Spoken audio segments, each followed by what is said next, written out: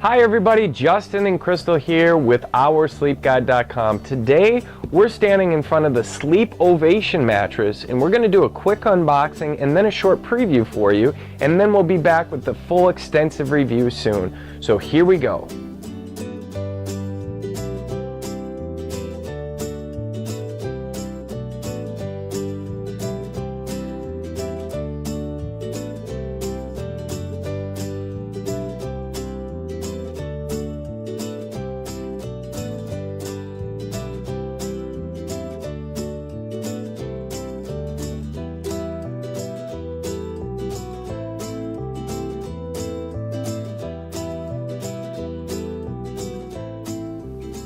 So you just saw us unbox the SleepOvation mattress, and like a lot of these mattresses, it's pretty simple. This one is a little bit more unique as far as the box that it comes in. The box does have some wheels that are on it, so that makes it a little bit more easy to move around, which can be pretty beneficial in some situations. The other thing is it's a longer and skinnier box, so I know for me it was a little bit easier for me to put my arms around it and throw it on my shoulder and carry it up the steps. So that was kind of cool.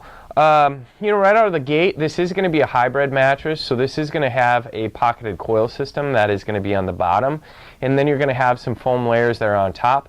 I know that there is something that's real unique about that. The materials inside of this, Crystal, and what is that? So the foam that's over top of the coils, there's actually for every coil an individual cube of foam that sits on top of it, so you're not going to have a full sheet of foam running over this mattress.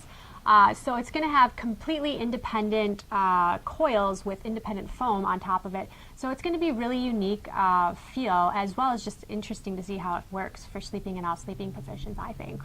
Yeah, so we're really interested in trying this bed out. I know when we get something a little bit more unique, we're just curious to see how it performs.